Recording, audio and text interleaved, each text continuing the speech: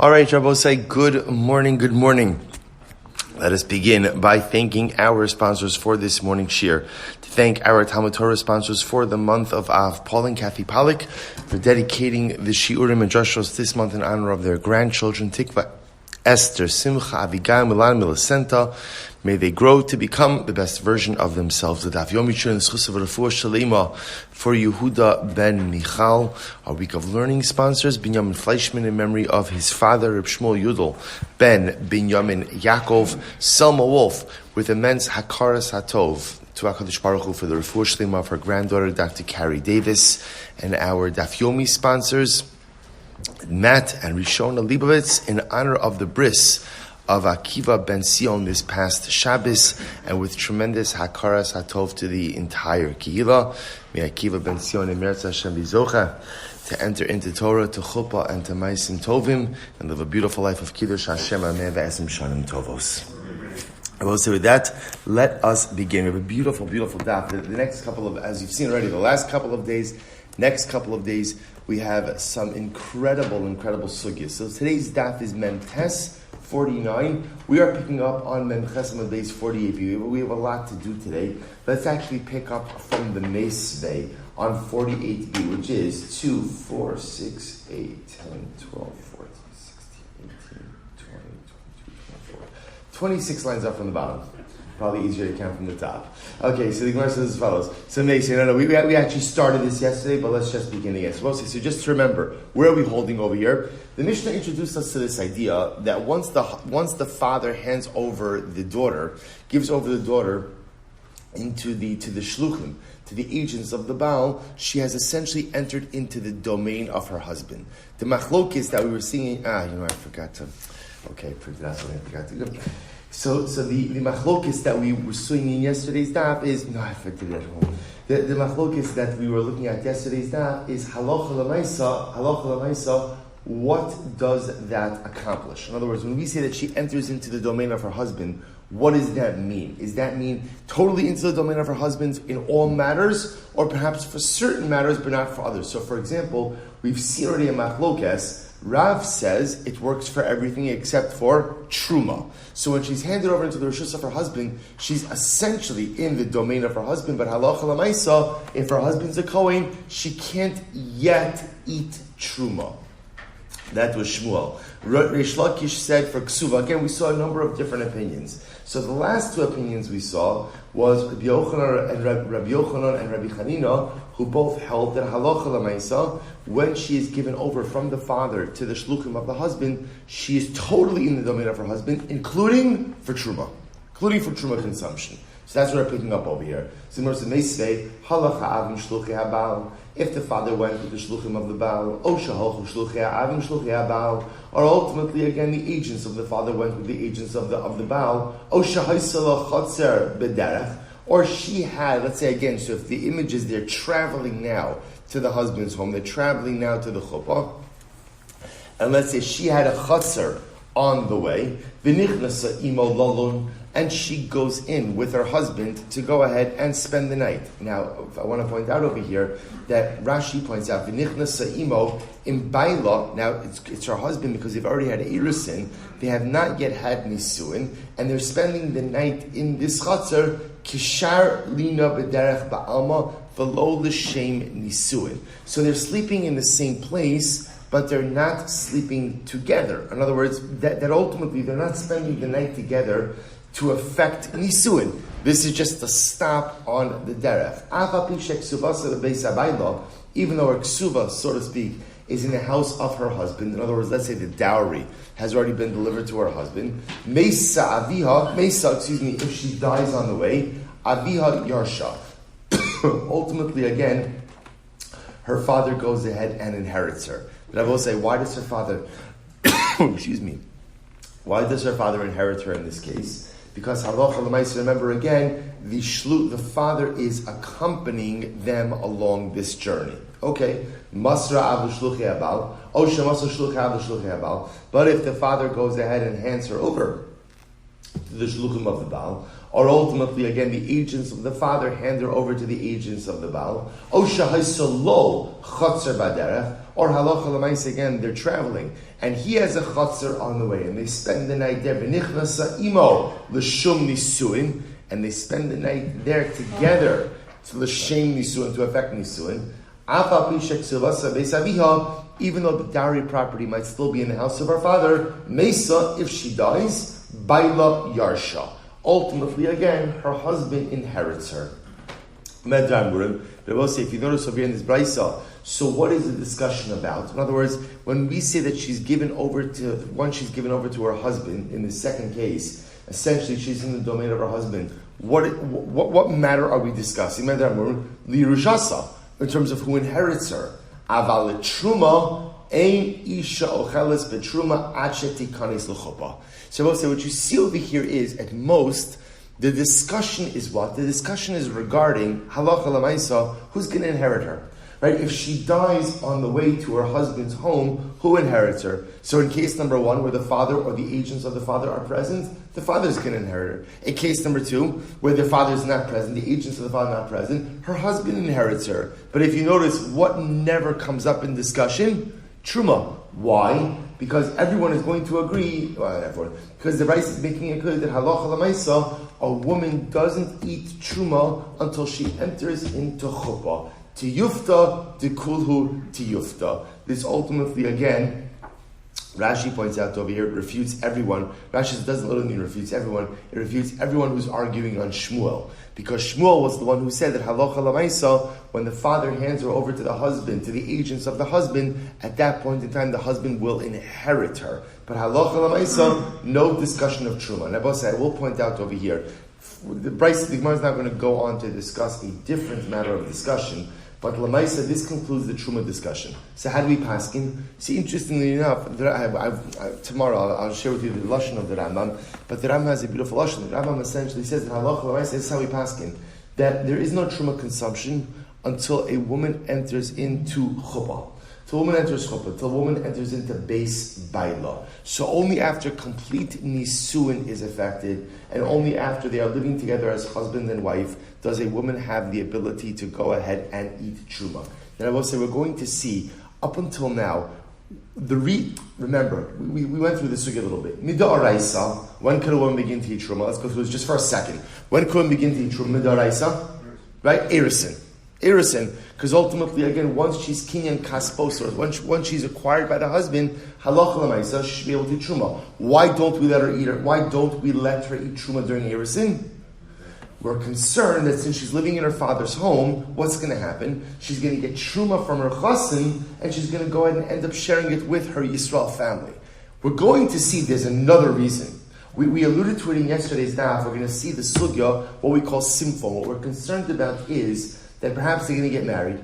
He's going to discover some type of some type of blemish that is going to be cause for voiding of the marriage. And it turns out retroactively the whole thing was a mekachtos. And therefore, if she's eating truma already, it turns out, forget about giving to her family. For her also, now it turns out that she's a Yisraelis who was consuming truma. So we haven't seen that second reason yet. The Gemara here has alluded to it. We'll get to that sugya. But the point is, therefore, the Rambam Paskins, halacha l'maisa, there is no truma consumption until after nisuin bebeis baila. Good. So now the Gemara is going to point out there was an interesting point in this Mishnah. Hagufa in this brisa. Hagufa kasha. Amrit. We said before. Nichnesa avos. Remember again in the two cases in the brisa we had before. Case number one, where they spent the night. She had a chatzra along the way. Second case, and again, the way the brisa phrased it was they spent the night not l'shem nisuin, just because they were sleeping there that night. It was a long journey. Case number two is he had a chatzar. They spent the night, and they spent the night l'shem nisuin. So says the Gemara, Haguva kasha, Amrit nichnesa imo lalun. They spent the night taimad the lalun hastam l'shem nisuin. So both say the reason why nisuin wasn't affected was because they made it explicitly clear that they were just spending the night because it was a long journey. Taima lalun. We're just staying here tonight. There's no nisuin. Hastama, if they would not have articulated that, we would have assumed that when Chassan and Kala spend the night together in the same place, that's for nisuin. Ema seifa, yeah, look at the seifa. Nichnesa ima l'shem nisuin hastama lalun. Yet, if you look at the seifa, the second case, it said they went in l'shem nisuin. So it sounds like it has to be l'shem nisuin. Hastama, if there was no articulated purpose, we would assume they're just spending the night, not nisuin. Amar Ravashi, stami katani. Stam chatzar dida, lolling.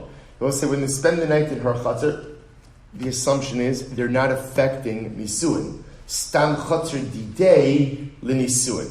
But if they spend the night in his chatzar, the assumption is it is for nisuin. Which I will say makes sense. Why? Because as we're going to see when we get into our definitions of chuppah, but part of the concept of chuppah is that chuppah represents the rishus of the husband. The rishus of the husband. So I will say, so therefore again what the Gemara is identifying over here is if in this case where father handed daughter over to the agents of the husband, they're traveling. Along the way, the husband has a chutzner. They spend the night in that chutzner. The assumption is the night they spend together in that chutzner, nisuin is being affected. Why? Because you're spending it in the rishus of the husband. I point out to you, there are opinions in halacha that hold that but when a chassan and kala get married contemporarily, and you have a chuppah, that the chassan himself is obligated to be koneh, the area of the chuppah. He has to be silker. He has to rent from the caterer, from the hall, the actual area of the chuppah. Because the chuppah, according to some, represents the domain of the husband, the rishus of the husband, and therefore mamish, he has to be the owner of it. Just to show you that's based by law. Okay, we'll see those suggestions as well. Tana, Masar Abdu Shluchim about Vizinsa. What's the interesting case? So now, father gave over his daughter to the shluchim of the husband, Vizinsa, and then Rabbi say on the way. So now she's going back to the home of her husband. And on the way, she's mizana, she commits adultery. What's the halacha? Harezu b'chenek. Ultimately, again, she's killed by chenek. Now, we saw this already a couple of days ago. The punishment for adultery during erisin is skila. The punishment for adultery, ultimately, again, what we call after nisuin, is going to be chenek.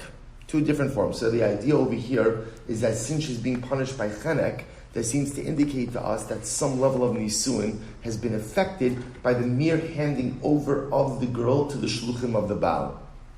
Look at Rashi. Harezu b'charek kinesua v'lo b'skila ka'arusa. Rashi is about 5 lines up from the bottom, 6 lines up from the bottom. So you see over here, once she's handed over into the rishus of the husband, so we'll say, but what you begin to see is happening over here from the Mishnah is, essentially, once the girl is given over by her father, even to the shluchim of the husband, she has entered into the rishus of her husband for certain things, but not for others. So it's almost as if, it's a strange thing to say, but there's a quasi-nisuin that is affected, that makes certain nisuah for certain things, but not for other things. So therefore, again, the Gemara says, from where do we know this? So how do I know that once she's handed over to the agents of the husband, she effectively morphs into a nisuah, to the point that if she committed adultery, now she would be punished by chenek.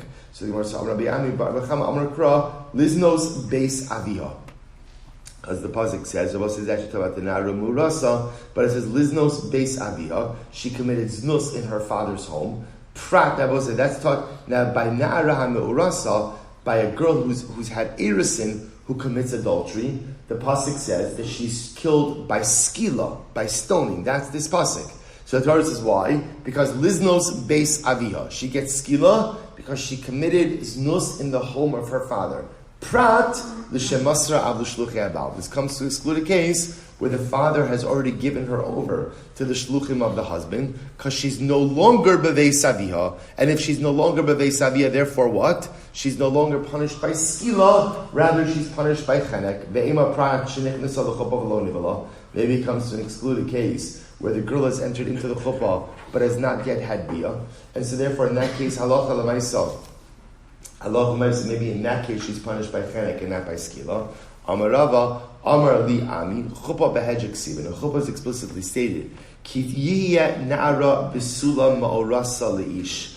But when the Torah speaks about again the na'ara me'orasa, so the pasuk says, what do we learn out from this phrase? Me'orasa v'lo nesua, erisin and not nisuin. My nesua, ilay bennesua mamish. If you say that it means nisuin, hayra besula v'lo ba'ula. So both say therefore that from that phrase we can learn out that halacha But from our phrase, Liznos Beis Aviha, what do we learn? That when does a girl get skila for adultery? That's when she is in arusa, where? Living in her father's home. But once she is given over to the shluchim of the husband, even though what? Technically she's still in arusa, but that act of giving her over to the shluchim of her husband, essentially, for punishment purposes, makes her what? Makes her what? A nesua, and therefore if she commits adultery, she'll be punished by chenek and not by skila. Okay, top of memtes, on to lighter matters. Ve'ima, hecha de hadra lebeinasha, hadra lemilsa kamaisa. Now here's what's interesting. Okay, so now, we'd be dealing with this same case, right?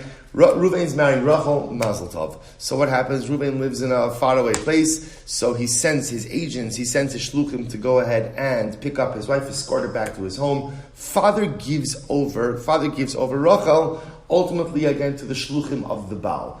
Let's say now, halacha l'maisa, on the way, whatever it is, Reuven dies. So now Rachel comes back home.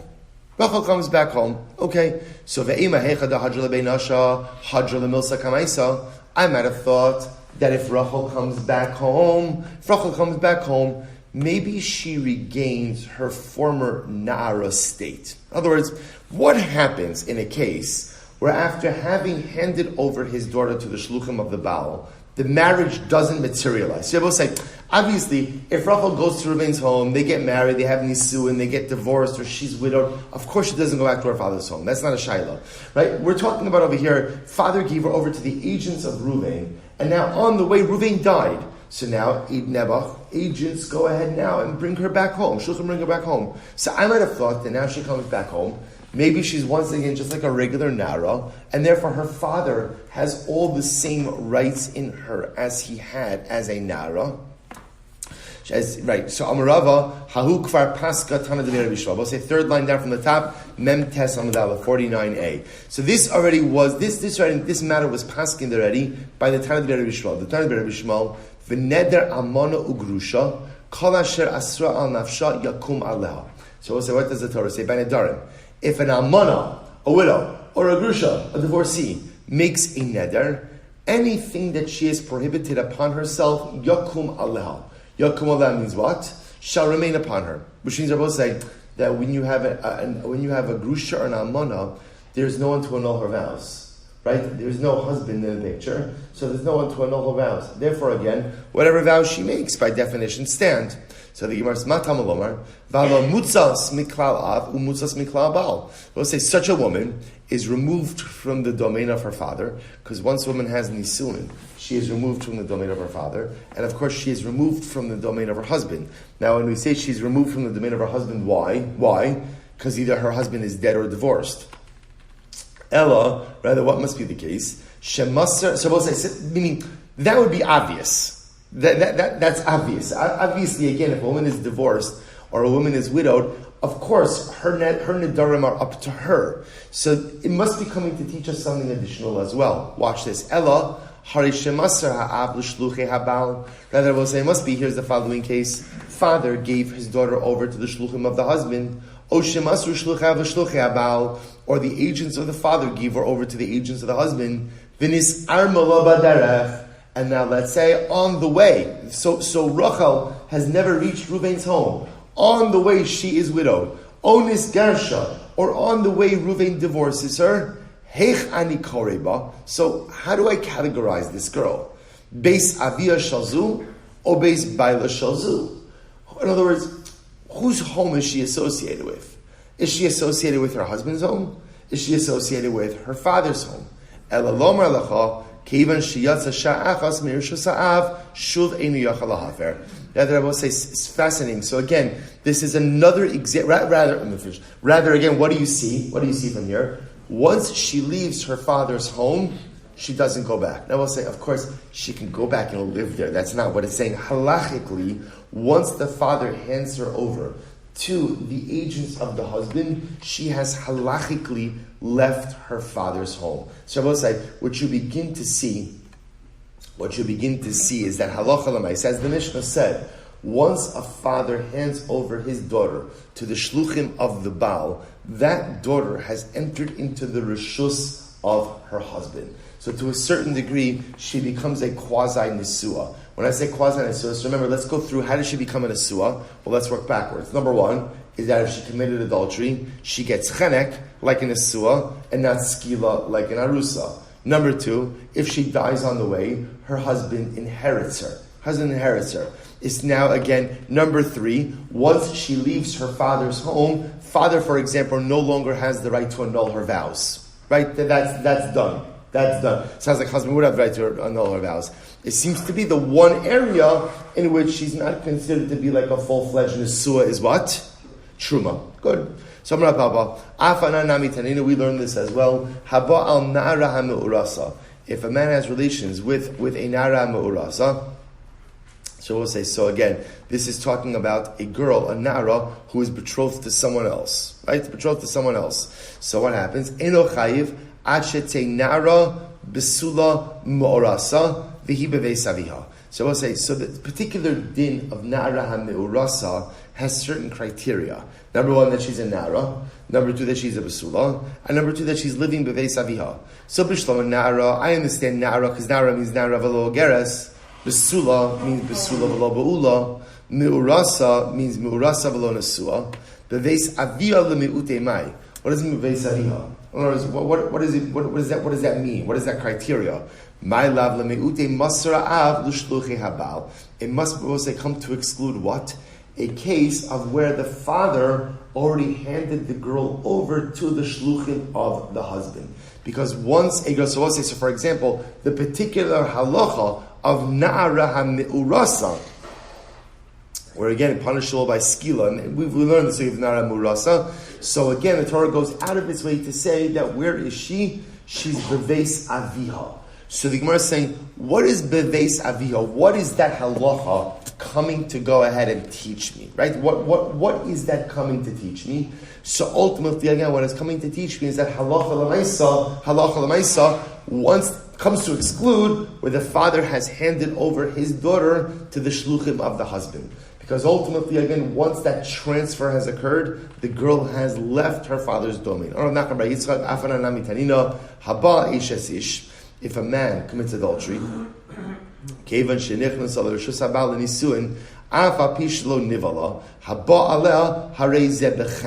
so both say, we just saw this halakha before.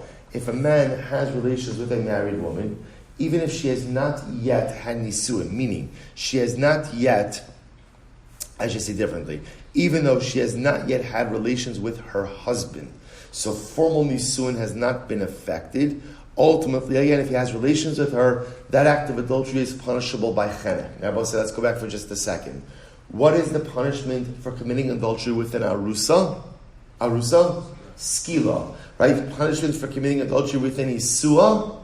Chenek. So what do you see from here? If a man commits adultery with a woman who has entered in, who has left with the shluchim of her husband, even though she has not yet had relations with her husband, she hasn't yet entered into chuppah with her husband, nevertheless, but punishment for adultery with her is chenek. What do you see from here? That once a woman is handed over to the agents of her husband, to the shluchim of her husband, she has entered into rishos baila, and therefore again is already a quasi nisua. So the Gemara said, "Nichnas rishos abal ba'alma shmamina." So both say this is the conclusion of this sugya. So halacha l'maisa, again, what do we see? We see that indeed when a father goes ahead and hands over his arusa daughter to the shluchim of her husband. And I will say, now again, handing over his daughter to the shluchim of her husband means what? That what is the father doing? The father is withdrawing. Because what we've seen is like, if the father gives it over to the shluchim, but the father has some separation anxiety, right? So he goes in and he's accompanying his daughter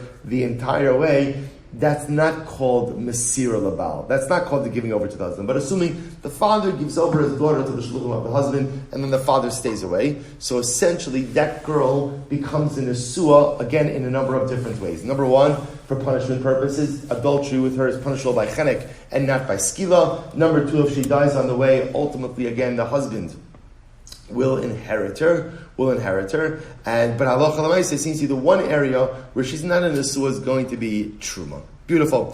We'll say Mishnah. This is an incredible sugya.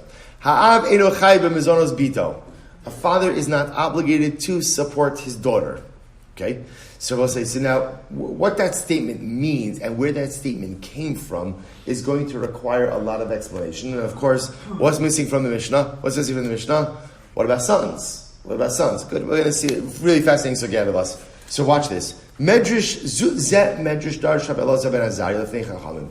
Rabbi Elazar ben Azariah darshaned the following drasha before the Chachamim. I will say, if you take a look at Rashi says there is Zeb Medrash Darsh Rabbi Elazar ben Azariah. It's like about 20 lines left, and the 4 lines get wide. So Biyom Shemanuhu Nasi. So we'll say this is incredible. On the day that they made Rabbi Elazar ben Azariah the Nasi, right, the head of the yeshiva, he darshan his darshan. Now remember again. Remember, you know Rabbi Elazar ben Azariah. Remember Sechas Brachos. Harei Amika ben Shevim Shana. So you have to understand something. Rabbi Elazar ben Azariah is appointed Nasi at the age of 18. When he went ahead and he gave that first shir, right, in yeshiva, that was a big day.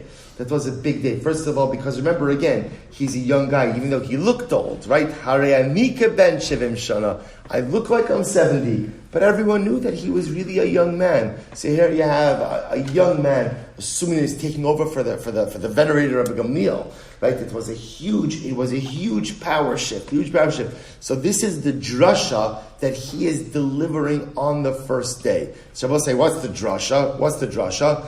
So listen to this. So Zeh Medrash Darash Rabbi Elazar ben Azariah Lefnei Chachamim B'kerem B'Yavne. I will say Kerem B'Yavne literally means the vineyard in Yavne. What's the vineyard in Yavne? So again, Rashi says this in the base medrash that was in Yavne. Why do they call the base medrash? A kerem, a vineyard. Rashi says Hashem shal yoshvin shuros bekerem. Because remember again, they would sit by rows. So just like a vineyard has rows and rows of vines, so too again in the Mesiah they made rows and rows of seats. So I'll say, by the way, there's something beautiful in this also. Do you remember the Gemara Masechus Brachos? You remember that one of the things Rabbi Elazar ben Azariah did on his first day on the job is what did he do? Rabbi Gamliel had posted guards by the entranceway of the base medrash. And he said the only people allowed in the base medrash are who? People who are tocho kibaro. I only want genuine Talmidei Chachamim. Genuine people. You have to be genuine inside and out. Rabbi Elazar ben Azariah took away the guards, threw the doors of the base medrash open, and the Gemara says so beautifully that that day they had to add rows and rows of benches to the base medrash. Kerem b'Yavne.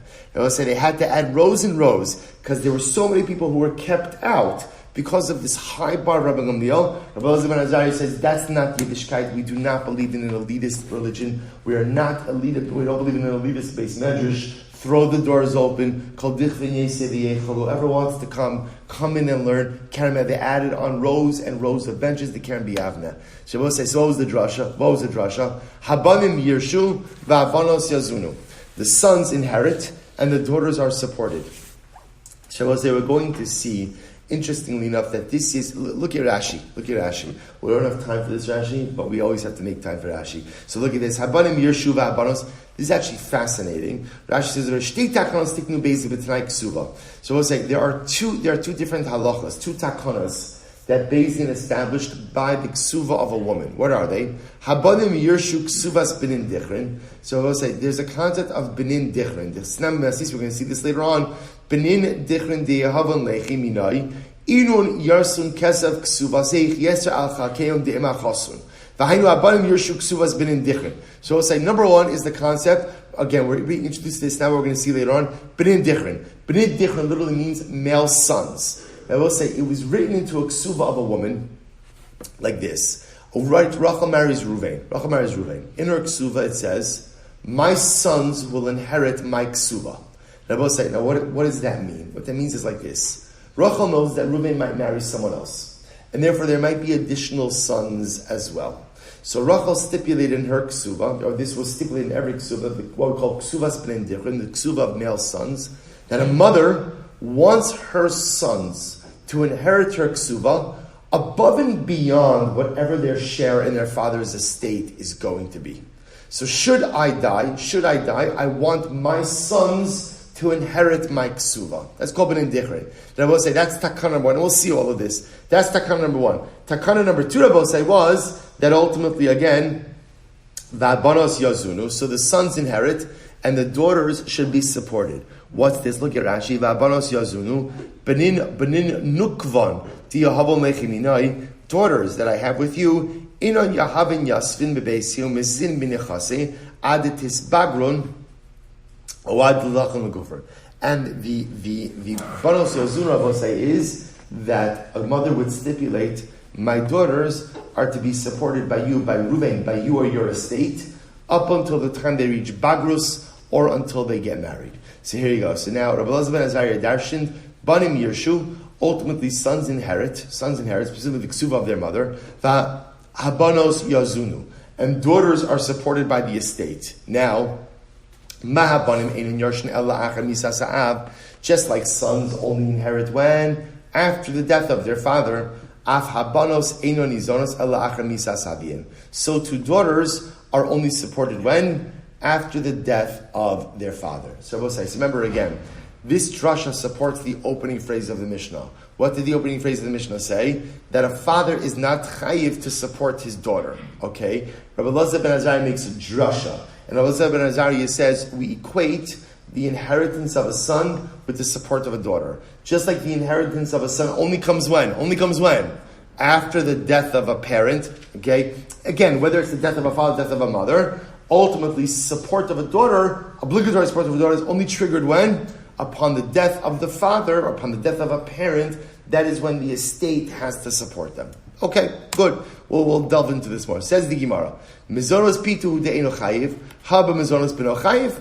So we'll say, it sounds like from the Mishnah, that is only if a daughter who a father is not obligated to support, but a son, he is obligated to support. So the Gemara says, hab mizonos b'no chayiv, bito nami chovahu daleka, ha mitzvah. To which the Gemara says, no. What the Mishnah needs to say is like this. There may not be an obligation to support one's daughter, but there's certainly a mitzvah. So we'll say, so just to get our terms straight over in this Gemara. Chova means obligation. Mitzvah means something very good you should do, but not obligatory. So what the Gemara just posited was like this. The Mishnah is telling me, Ha'av eno chayiv b'mizonos pito. A father is not obligated. There is no obligation to support one's father, but the Gemara is positing there's a mitzvah. There's a mitzvah. Whereas the Gemara might be saying is there may be a chiyuv to support one's sons. Okay, so the Gemara says, well, let's analyze this. Mani masnisin. Whose opinion does our Mishnah reflect? Lo Rabbi Meir, for Lo Rabbi Yudel, Lo Rabbi Yochanan ben Baroka. It doesn't reflect any of these three opinions. Why not? Here we go. Disanya, mitzvah lazon es habanos, kal v'chomer lebanim da'askim b'torah di Rabbi Meir. Shabbos say Rabbi Meir holds, it is a mitzvah. Shabbos say now again, what does mitzvah mean? What does mitzvah mean? Something good. Something good you should do. It is a mitzvah to support your daughters. Kal v'chomer, it's a mitzvah to support your sons. Why? Because your sons have an obligation to learn Torah. Div Rabbi Meir. So we'll say, in Rabbi Meir's worldview, what's the nature of a support for children? What's the nature of a support? Mitzvah for both. In other words, there's no obligation to support sons or daughters. But it's a mitzvah to support your daughters, certainly a mitzvah to support your sons. Okay. Rabbi Yehuda Omer, mitzvah lazon es habanim, kal v'chomer lebanos.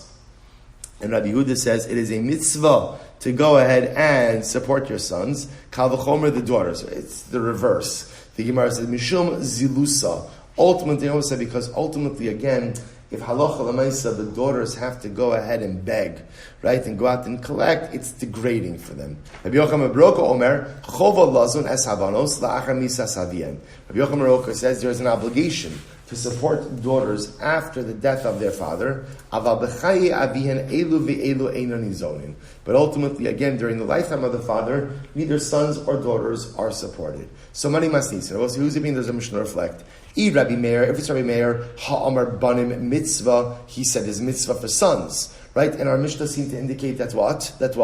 There's an obligation for sons, right? Because the Mishnah doesn't even discuss sons. So the Mishnah just says, there is no obligation to support your daughter. So the logical inference from the Mishnah is what? there is an obligation to support your sons. So Kim Rabbi Meir, because Rabbi Meir holds there's no obligation even for sons, there's just a mitzvah. Rabbi Yehuda ha'amar banim nami mitzvah. If it's Rabbi Yehuda, he holds banim are also a mitzvah. Rabbi Yochanan Baroka afilu mitzvah nami leka. Rabbi Yochanan Baroka says not even a mitzvah. So whose opinion does the Mishnah reflect? Ibai saying Rabbi Meir, Ibai saying Rabbi Yehuda, Ibai saying Rabbi Yochanan Baroka. So the Gemara wants to suggest the truth is you can read all three opinions into the Mishnah. How so? Here we go. Ibai saying Rabbi Meir, maybe it's Rabbi Meir. V'achikamer, that's what it means to say. Ha'av eno chayiv b'mizonos bito. A father is not obligated in the mizonos of his daughter. That's the Mishnah, right? A father is not obligated to support his daughter. V'hu adin libno. And ultimately, he's not obligated for his son either.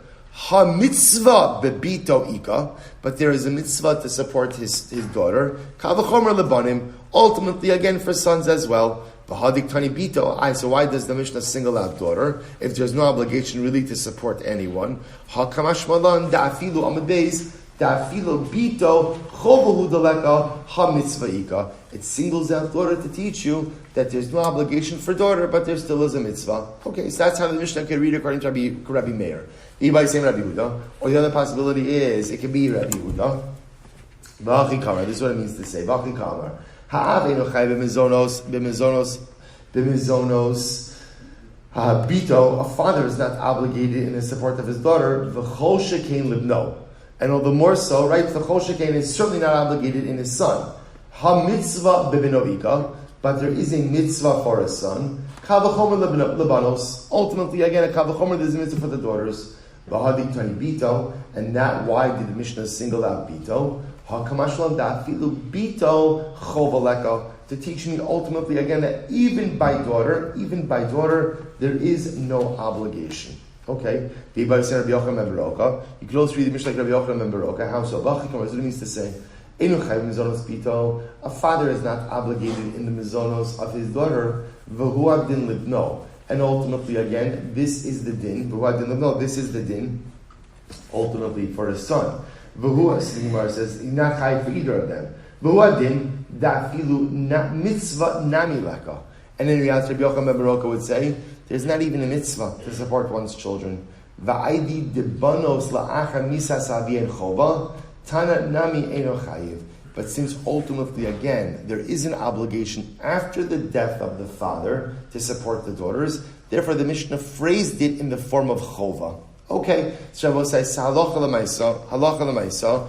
Ultimately, again, it appears that one could read the Mishnah in accordance with any of the opinions. But I will say, here's what becomes clear. What becomes clear is that the Mishnah is teaching me there is no obligation to support one's daughters. The machlokes, again, is going to be halacha l'maisa. Number one, well, is there an obligation to support sons? Right, so that by itself is a machlokes. And if you hold there's no obligation to support sons or daughters, is there at least a concept of a mitzvah, that it is a good thing to do? So both say, now the Gemara takes a sharp turn. Watch this. Amr Rabbi Yehuda bar Chanina. Ba'usha hiskinu. Now both saying Usha. Now what's going on in Usha? Look at Rashi. Third line down from the top. Ba'usha hiskinu. Kishiyashvu Sanhedrin ba'usha shi'a'achos me'eser golios shagolsa Sanhedrin kedover Rishona. So I will say, when the Sanhedrin left the Lishkas Hagozis, when they left the chamber of hewn stone by the Beis Hamikdash, this is Second Temple era, they went ahead and they were exiled in 11 different places. One of the places they were exiled in was in Usha. So I will say, so a number of incredible takanas came out in Usha.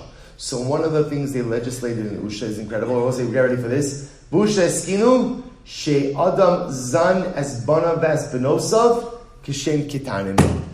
They made a takana in Usha. And what was the takana in Usha? You have to support your kids. Now, how long do you have to support your kids? Kishem kitanim.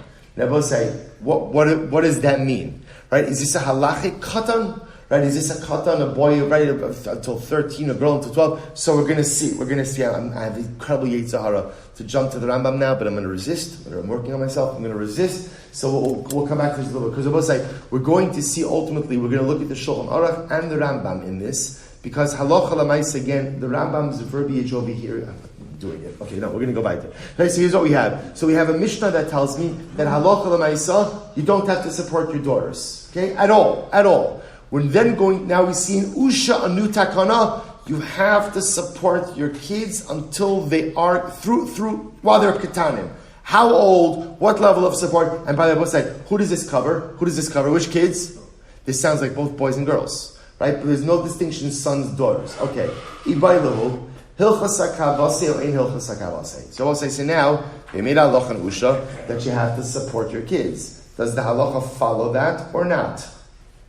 So here we go. Tashma, we'll say, this is incredible. So now that's the shayla. So we'll say, so now we have a Mishnah, I just want to point out what's happening. I have a Mishnah that says, I have no obligation to support my daughters. Okay. Now we see three-way machlokas, whether or not they even have an obligation to support my sons.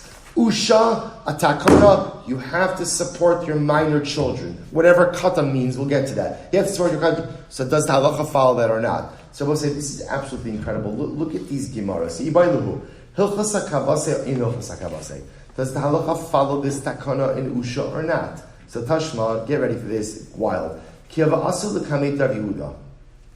they came over Rabbi Yehuda, Amr lahu, Yarod Yalda, Vabnei Masa Shadja. Let me give you the context over here.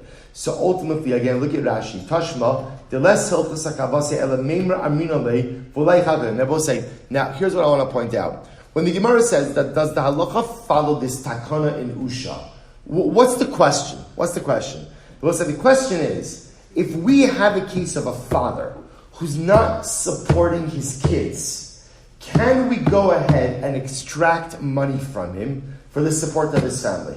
Say if the halacha follows that takana in Usha, the answer is yes. If not, then we can't extract. The most we could do is what?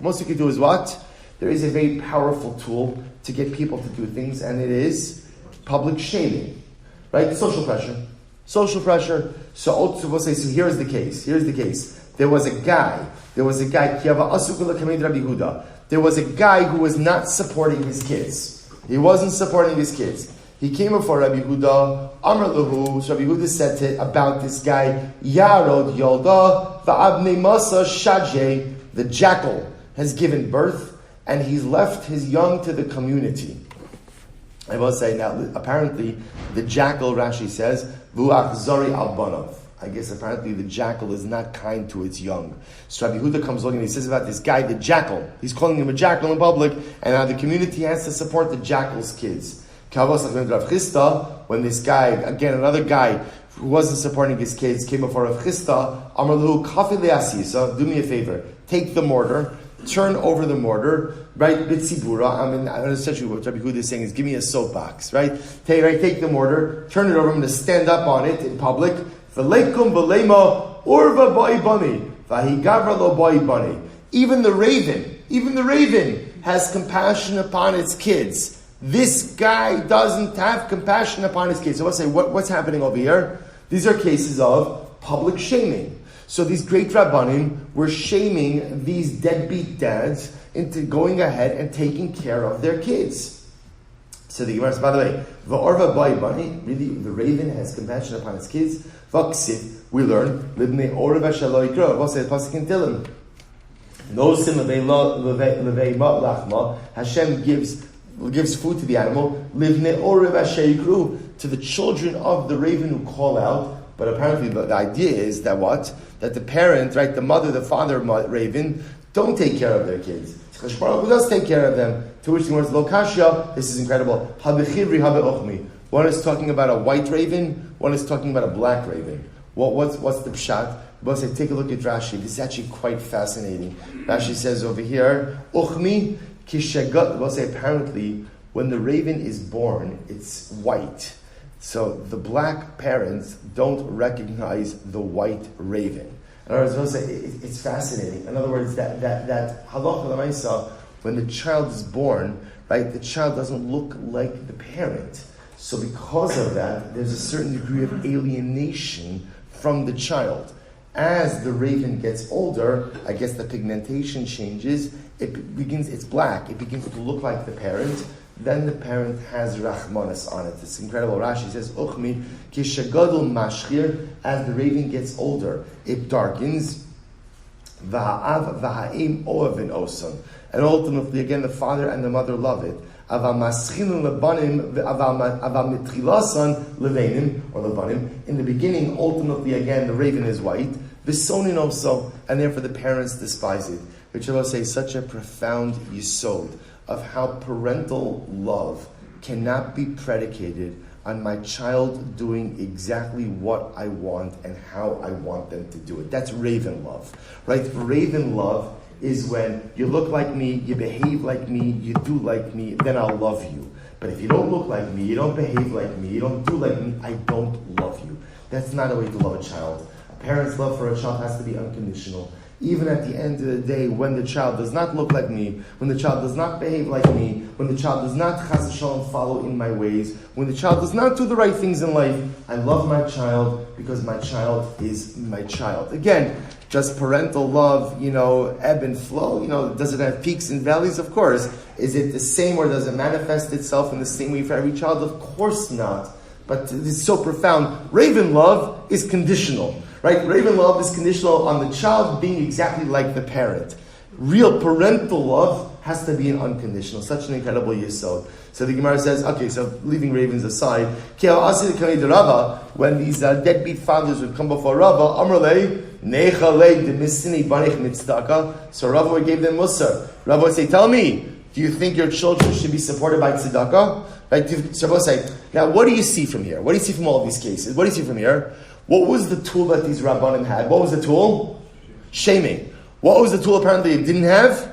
Seizing of assets. Which tells you that what? It doesn't appear that the halacha was like the takana and usha. Or so which is really fascinating, because what do you mean the halacha is not like the takana and usha? If they make a takana and usha, that's what the halacha is. It sounds like, although they made a takana and usha, it sounds like what? It didn't take. That's just, again, we're going to see what the halacha l'mais is, but it's fascinating that it seems just like societally they had difficulty implementing this halacha. And therefore, again, we'll say, obviously also, so it sounds like difficulty implementing halacha. So therefore, again, the tool that was used was public shaming. But Amran, I will say, this idea that we don't force, or we can't force a father to support his children is only when, Ela de lo amid. What the lo amid means is, we don't know if the father has money or not. Aval amid. We'll say, let's say we know the father has money. We know the father has money, right? However we know, then kafino me'al karche. Then ultimately we will force a father to support his kids. So the Gemara says, Kiyad the Rava, kafi the Rab Nasan bar Ami, va'afik minei dala me'er zuzit tzedakah. As Rava forced Rabbi Nasan bar Ami, and I will say, Rabbi Nasan bar Ami wasn't a deadbeat father, this is a different case. He forced Rabbi Nasan bar Ami to give tzedakah. Rabbi said, there's a concept of kofen alat tzedakah. That halakha l'maisa, again, if the community needs funds, and you know that somebody needs funds and not paying their share, you could force them to pay in an organized community. Rabbi say, when you think about it, if there's a child that needs to be supported and he's not being supported, you can force the father to go ahead and support him if you know the father has money, because that's no different than kofen al tzedakah. So interesting. So although it appears that in a general case they could not force a father to support, they could shame a father into supporting. However, if we know for sure that the father has resources, in that case you can force him, you can compel him to pay. Amr Bilai, Amr Ishlakish. So again, we're gonna do the halacha l'maisa. We're gonna do the halacha l'maisa on that sugya tomorrow, because it's really, I'm telling you, it's riveting. It's absolutely riveting. So let's just go a little bit weiter. Another takana and usha. We'll say an interesting takana. If a man goes ahead and gives over his entire estate to his children while he's alive.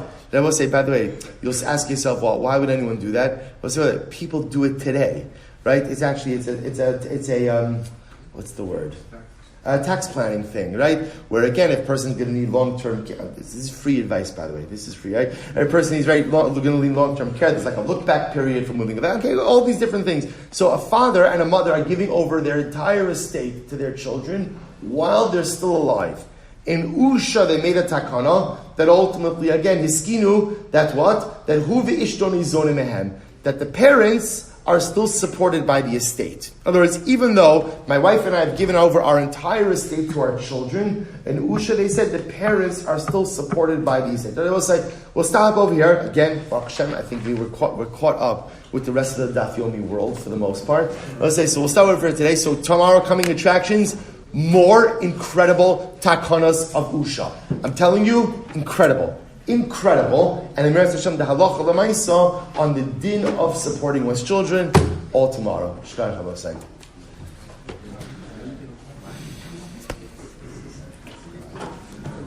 All right, Chevra on Zoom, everyone have a great day.